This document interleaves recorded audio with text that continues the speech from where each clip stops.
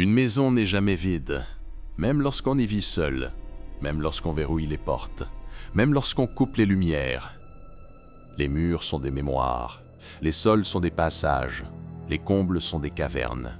Et parfois, les choses qui y vivent ne viennent pas de l'extérieur, mais de l'intérieur. Certaines personnes affirment entendre un simple grincement, d'autres un rat ou le vent qui souffle. Mais lui, il a entendu quelque chose cogner. Pas une fois, pas par hasard, mais encore, jusqu'à ce qu'il comprenne que le bruit ne voulait pas sortir, il voulait entrer. Si vous écoutez ceci la nuit, gardez une lampe à portée de main et abonnez-vous à Nuit d'horreur. Vous comprendrez bientôt pourquoi. Marcus avait 32 ans. Il vivait dans une petite maison de plain-pied, achetée récemment à un prix trop attractif pour être honnête. La maison avait été construite dans les années 70. Structure en bois, placo-plâtre vieillissant, un sous-sol qu'il n'utilisait jamais, et un couloir trop long où la lumière du plafonnier tremblait parfois sans raison. Il n'y voyait rien de paranormal, juste le charme des vieilles maisons. Les ennuis commencèrent au bout de 3 semaines, toujours à la même heure, 1h13 du matin. Un toc, puis 2, puis 3, toujours dans le mur derrière son lit. Marcus se réveilla, fixa le mur et se disait simplement « Des rats, c'est rien, des rats ». Il ignorait que les rats ne frappent pas, encore moins à intervalles réguliers, encore moins avec un rythme. Les nuits suivantes, les coups reprirent, toujours à 1h13. Toc, toc, toc. Marcus tapa dans le mur. « Hé, foutez le camp !» Silence. Il allait se rendormir quand un autre coup retentit. Mais cette fois, ce n'était pas un simple toc. C'était un toc violent, comme si quelque chose frappait avec le poing. Marcus se redressa terrorisé. « Ok, c'est quoi ce délire ?» Puis ce qu'il entendit le transforma en pierre. Un murmure, faible, long, et positionné exactement derrière l'endroit où sa tête reposait quelques secondes plus tôt. Marcus. Marcus sentit son sang se glacer. Il bondit hors du lit, alluma la lumière, tremblant de tous ses membres. Il colla l'oreille contre le mur. Silence. Puis quelque chose de pire encore. Un grattement lent, vertical, comme si quelque chose dans le mur se mettait debout. Le lendemain, Marcus tenta de se convaincre qu'il avait rêvé. Il passa sa journée à travailler, puis rentra, mangea, regarda une série, se mit au lit. Minuit. 1h. 1h10. Rien. 1h13. Toc. Il sursauta, s'assit, regarda le mur. Toc, toc. Il se leva prêt à vérifier. Puis un autre son, nouveau, des pas dans le plafond, des pas lents, lourds, comme si quelqu'un marchait à 4 pattes juste au-dessus de lui. Marcus leva la tête. Les pas s'arrêtèrent. Il fit un pas. Les pas reprirent, synchronisés avec les siens, comme si ce qu'il y avait là-haut imitait sa marche dans l'espace restreint du grenier. Puis un mouvement plus rapide, comme quelque chose qui court à toute vitesse d'un bout à l'autre du plafond. Marcus étouffa un cri, sa lampe tremblait dans sa main. Au petit matin, il décida de vérifier le mur derrière son lit. Il déplaça le lit, poussa la table de chevet et vit quelque chose qu'il n'avait pas remarqué avant. Une fissure, fine comme une ligne de crayon, mais suffisamment longue pour l'alerter. Il colla l'œil contre la fissure Obscurité totale. Il prit son téléphone, alluma la lampe, approcha la lumière du mur et recula en hurlant. Parce que dans la fissure, à quelques centimètres à peine de son œil, quelque chose bougeait. Pas rapidement, pas violemment, non. Une main pâle, trop fine, qui glissait lentement le long de l'intérieur de la cloison, comme si quelqu'un était coincé dans l'espace étroit entre les murs et cherchait une sortie. Marcus recula en tremblant. Quelque chose de froid s'insinuait dans sa nuque. Il ne dormit pas la nuit suivante, pas une minute. À 3 heures du matin, un bruit monta du plancher, un bruit sourd, comme un corps qui se déplace lentement au rez-de-chaussée. Marcus, les yeux rouges de fatigue, se leva. Il prit un couteau. Il ouvrit sa porte de chambre, regarda dans le couloir sombre. Il descendit les escaliers. Chaque marche craqua. Sa respiration était courte. Dans le salon, tout était normal. Puis, il entendit un gémissement, venant du sous-sol. Un gémissement qui ressemblait à quelqu'un qui pleure, la bouche pleine de terre. Puis un mot qu'il ne voulait pas entendre. Un mot trop net, trop humain. Marcus. Descends. Marcus hurla et recula jusqu'au mur. Le sous-sol était plongé dans l'obscurité totale. La porte entr'ouverte semblait aspirer la lumière du salon. Une odeur monta. Une odeur de terre humide, de moisissure et de quelque chose d'autre. Quelque chose de mort. Marcus n'osa pas descendre au sous-sol. Il claqua la porte, poussa une chaise contre, alluma toutes les lumières de la maison et resta debout, tremblant, dans le salon. Il n'arrivait pas à respirer. Ses mains étaient glacées. Il ressentait une présence. Puis, doucement, comme si quelqu'un glissait un doigt le long de l'intérieur des murs, il entendit un bruit. Scr, scr, scr. Puis, 2 coups. Toc, toc. Exactement à l'endroit où il se trouvait. Marcus s'écarta d'un bond. Il s'approcha lentement du mur. La fissure qu'il avait vue plus tôt semblait plus large, plus longue, comme si quelque chose poussait depuis l'intérieur. Il colla l'oreille. Il entendit un souffle épais, lourd, humide. Puis un rire étouffé, comme si quelqu'un essayait de rire en ayant la bouche pleine d'eau. Marcus recula d'1 mètre. Puis le mur bougea. Une bosse apparut, comme un poing qui poussait sous le plâtre. Puis un deuxième, puis un bras entier qui semblait ramper à l'horizontale à l'intérieur des cloisons. Marcus hurla « Qui est là ?» Le mur répondit, pas par un mot, pas par un souffle, mais par un doigt qui se glissa lentement dans la fissure. Un doigt gris, humide, trop long, comme s'il avait été étiré ou avalé, puis recraché. Il passa à travers, grattant le vide, cherchant quelque chose, quelqu'un. Marcus tomba en arrière, terrifié. Il se réfugia dans la cuisine, ferma la porte, poussa le frigo devant. Il respira fort, trop fort. Puis un clic, le bruit de l'électricité qui saute. La lampe clignota. Un autre clic. La lampe s'éteignit. Marcus alluma son téléphone. La petite lampe LED éclaira la cuisine. Il s'approcha d'une prise électrique. Elle grésillait, comme si quelque chose poussait dedans. Puis, il vit des doigts sortir lentement de la prise.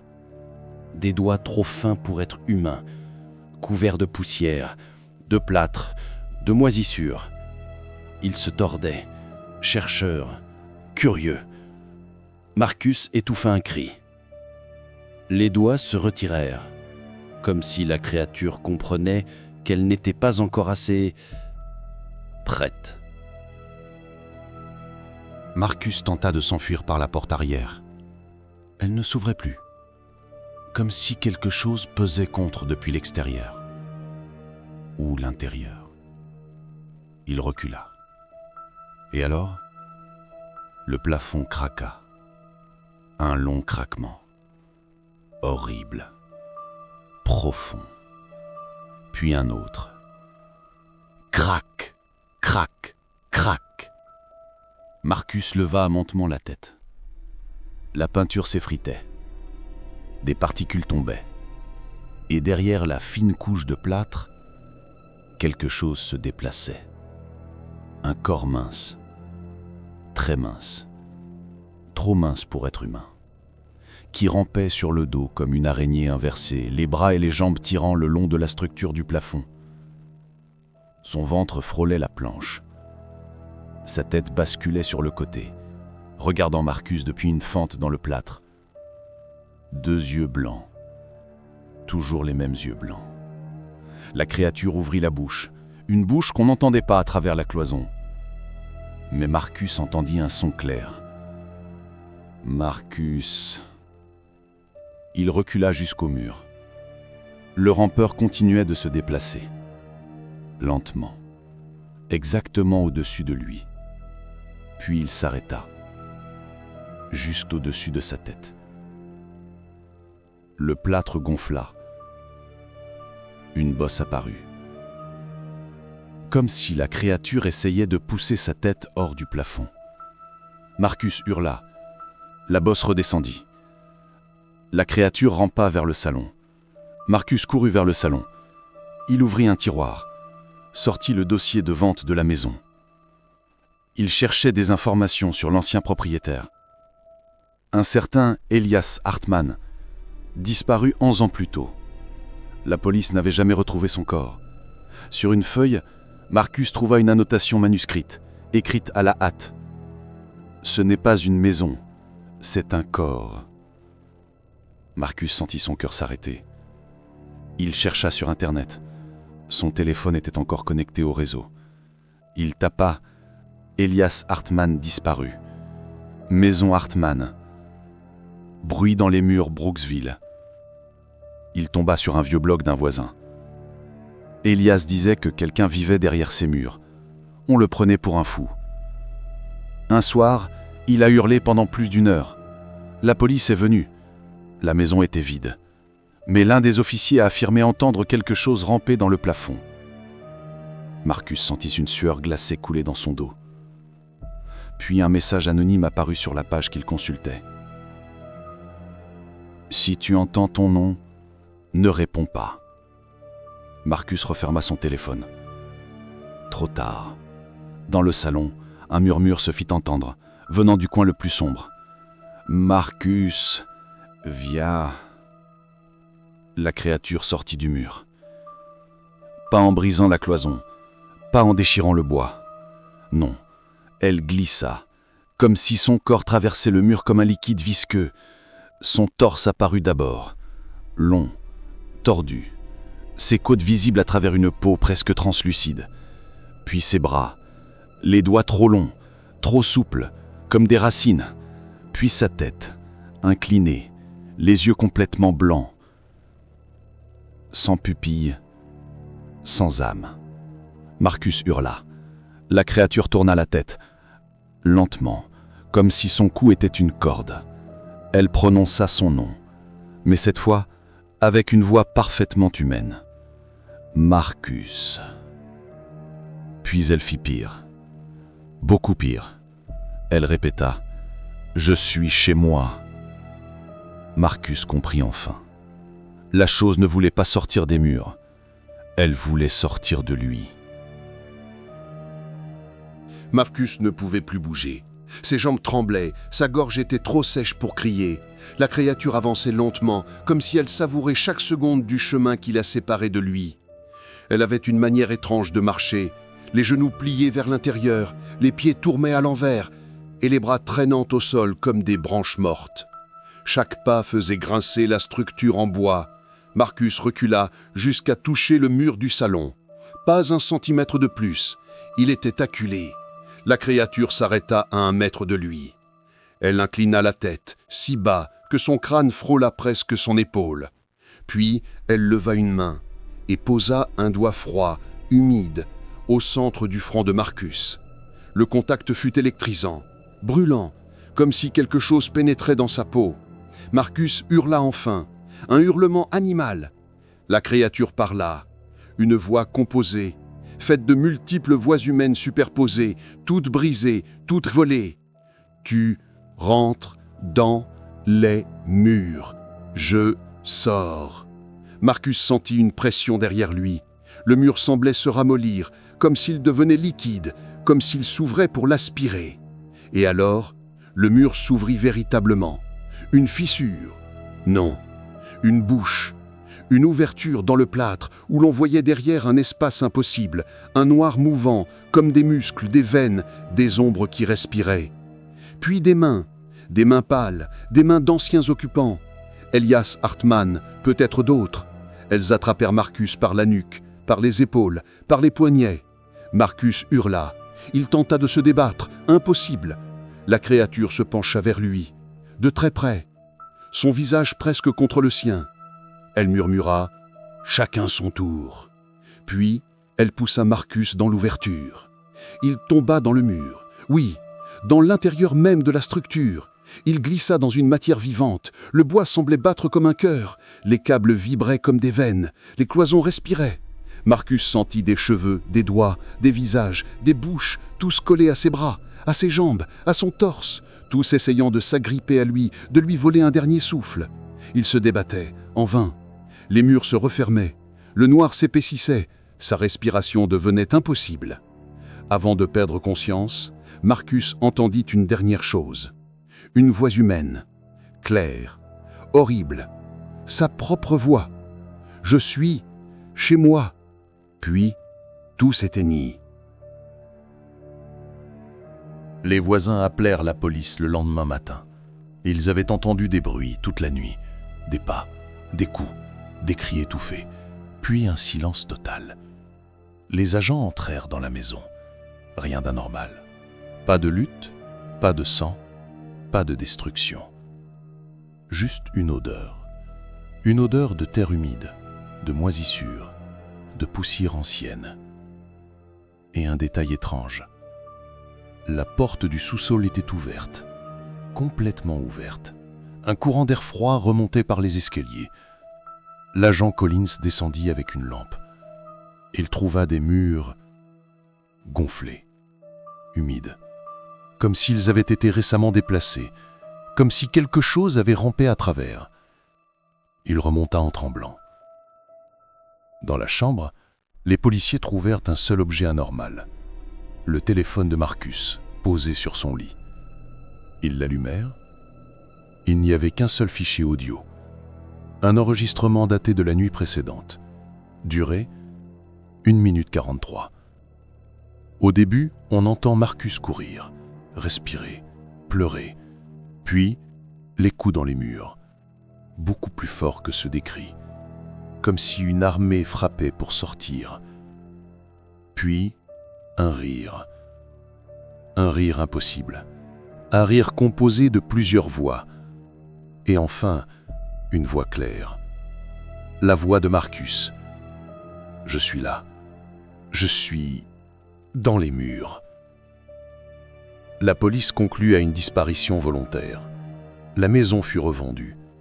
Et 3 mois plus tard, les nouveaux propriétaires commencèrent à entendre « toc, toc, toc » derrière leur lit. Les maisons anciennes ont une mémoire. Elles gardent tout. Elles avalent ce qu'on laisse s'y glisser. Les murs ne sont pas des objets inoffensifs. Ils sont des frontières, des pots, des passages. Et parfois, la chose qui vit à l'intérieur cherche un occupant. Si vous entendez des coups dans vos murs, ne répondez jamais. N'approchez pas, ne frappez pas. Et surtout, n'écoutez jamais lorsque votre nom est prononcé depuis l'autre côté. Parce que si un jour les murs vous appellent, ils ne veulent pas discuter, ils veulent vous remplacer. Et si vous souhaitez continuer à explorer les histoires que le monde préfère ignorer, abonnez-vous à Nuit d'horreur. Ici, vous êtes en sécurité, pour l'instant.